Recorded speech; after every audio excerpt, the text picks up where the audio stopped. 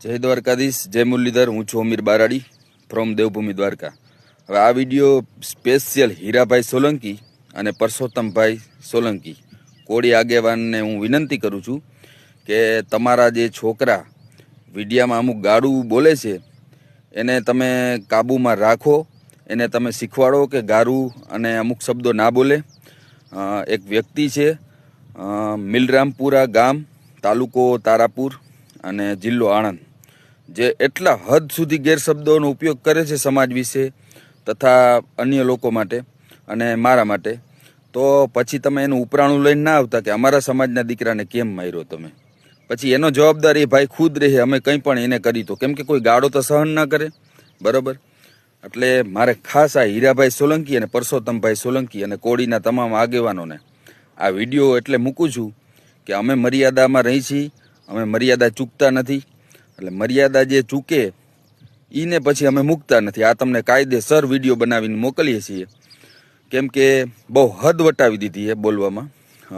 મિલરામપુરાનો ભાઈ છે, મેં એની હિસ્ટ્રી કાઢી હતી, એ બાજુ તપાસ કરી હતી, મારા ભરવાડના ઘણા બધા એ બાજુ મિત્રો છે.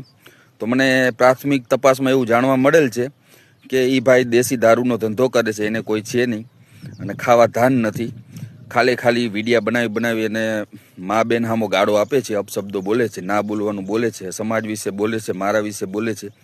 તો આ બાબતે મારે ખાસ હીરાભાઈ સોલંકી અને કોળીના જે સારા આગેવાનો છે એને વિનંતી કરું છું કે તમારા આ છોકરાઓ જો ભાઈ ગુજ્જુ કલેક્શન, જય કોળી સમાજ બધા ભાઈઓને પહેલાં તો જય માતાજી. અને ગુજ્જુ કલેક્શન વાળા વિછિયા વાળાએ ભાઈ પ્રદીપે કાલ સ્ટોરી મૂકી છે, નીચે સ્ટોરીમાં મૂકું હું, બરોબર ભાઈ. આ નીચે લખી સ્ટોરી એને ઉર્દુ ભાષામાં લખીને મૂકી છે. એનો મતલબ એવું થાય છે કે ભાઈ તે અમારા નામે વ્યૂઝ આપ્યા, આ વિપ્લા સૂર્યવંશીને તારા નામના વ્યૂઝ આપવાની જરૂર નથી પડવા, બરોબર.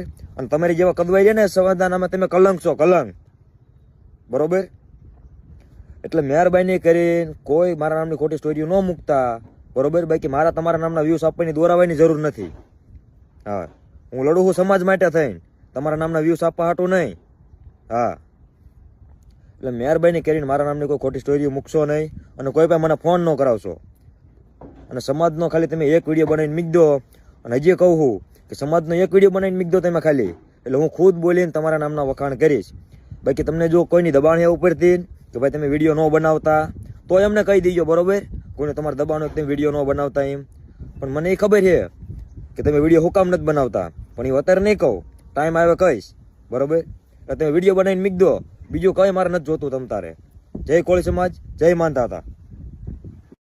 આ પિન્ટુડા બે ત્રણ દી થી અમારો દીકરા તું જાય લુખા જયરાજ ને કે તારા બાપ પાસે કેટલું કે ઈ તો દેખાડ પેલા. હે જાય બે ત્રણ દી થી લુખા આ તારા બાપ પાસે કેટલું કે ઈ દેખાડ પેલા, પછી બીજાને લુખો કેજે. હેલો, કોણ બોલો? તમે કોણ બોલો?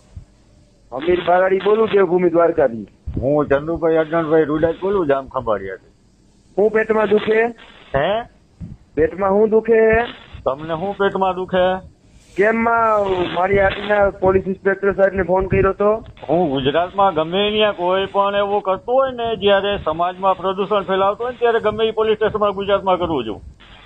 તો પૂનમબેન ને હમણાં ફોન કર્યો તો તે કઈક ઓડિયો મૂક્યો? હા કર્યો તો, હજી કરવો છે. કેમ તારે દિલ્હીમાં અંદર સંસદ સત્રમાં જવું છે?